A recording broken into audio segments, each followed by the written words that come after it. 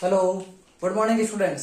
चलिए आज अपन आगे बढ़ते हैं। अपने चैप्टर जो स्टार्ट किया था अपन ने वो था अपना मोशन इन प्लेन। इसके अंदर अपन कुछ टॉपिक पढ़ चुके थे। अपन ने वेक्टर अलजेब्रा पढ़ रहे थे इसमें। अपन उसी को आगे बढ़ाते हैं और अपन आते हैं आगे क्या, मल्टीपल ऑफ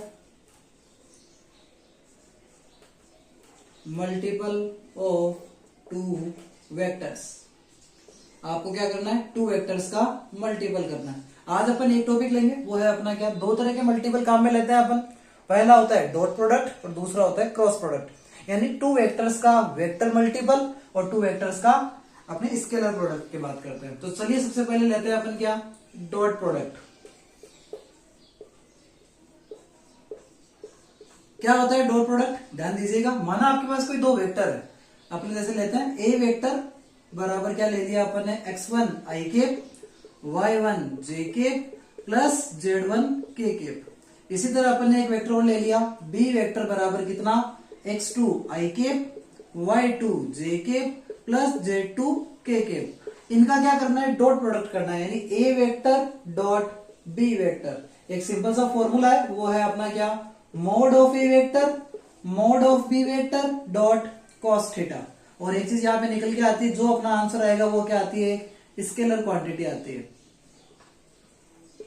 एक अदिश गुणनफल आता है, स्केलर क्वांटिटी आती है। अब आपको एक चीज पता है, चलो ये तो अपन डायरेक्ट फॉर्मूला आपने लिख लिया, लेकिन अगर दोनों को अगर अपन मल्टीपल कराएं तो आपको कुछ चीजें हमेशा जो याद रखने की है वो क्या है, कि जब भी आई केप मल्टीपल होगा आई केप से, या जे केप मल्टीपल होगा जे केप से, या के केप मल्टीपल होगा किससे, के केप से, डॉट प्रोडक्ट में, तो उसका आंसर ऑलवेज कितना आएगा, 1 आएगा। इसी तरह अगर आई केप मल्टीपल जा रहा हो किससे, जे से, या जे केप मल्टीपल जा रहा हो आई से, या आई केप मल्टीपल जा रहा हो किससे, के से, इन सब की वैल्यू अगर अलग अलग है तो सारा का सारा आंसर कितना आएगा, ऑलवेज 0 आएगा। चलिए अपन आगे जान देते हैं और अपन इसको आगे बढ़ते हैं कि दो वेक्टर लिए हुए, दोनों को अपन को क्या कराना है, डॉट प्रोडक्ट कराना है। यानी x1 i cap plus y1 j cap plus z1 k cap multiple dot product ले रहे हैं अपने क्या, x2 i cap plus y2 j cap plus z2 k cap. ये डॉट प्रोडक्ट ही करेंगे अपन।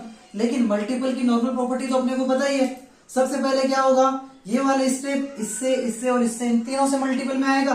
क्या होगा, x1 x2 i cap multiple i cap plus x1 multiple y2 i cap multiple j cap plus x1 multiple k के j x1 multiple z2 i cap multiple k cap. अब ये y1 भी तीनों से मल्टीपल होगा, plus y1 multiple x1 j cap multiple i cap plus y1 multiple y2 j cap multiple j cap plus y1 multiple z2 j cap multiple k cap. ये y1 तीनों से multiple हो गया। अब लेते हैं z1 को इन तीनों से मल्टीपल में। क्या होगा, z1 x2 k cap multiple i cap plus z1 multiple y2 k cap multiple j cap और प्लस लास्ट वाला क्या आएगा, z1 multiple z2 k cap multiple k cap. यहां पर आपको एक चीज देखोगे आप, जगह केवल तीन जगह आपको आई केप देखो, सिमिलरली देखो, ये वाला पोर्शन,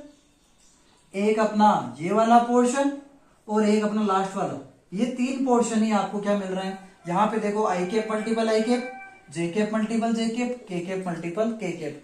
आई cap 1, j cap 1, k cap कितना 1, आई जे कितना, ये 0, ये भी 0, ये भी 0, ये भी 0, ये भी 0 और ये भी 0। कहां से कर दिया, क्योंकि आई मल्टीपल है, यानी अगर अलग अलग अगर वो यूनिट वेक्टर मल्टीपल हो रहे हैं तो कितना हो जाएगा, 0 हो जाएगा।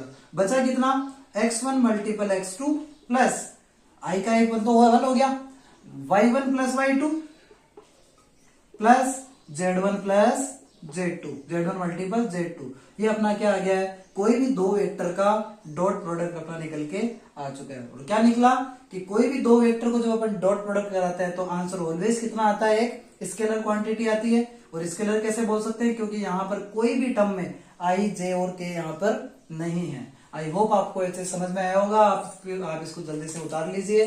बाकी मिलते हैं अपन नेक्स्ट वीडियो में, जहां पे अपन बात करेंगे किसकी, क्रॉस प्रोडक्ट के अंदर।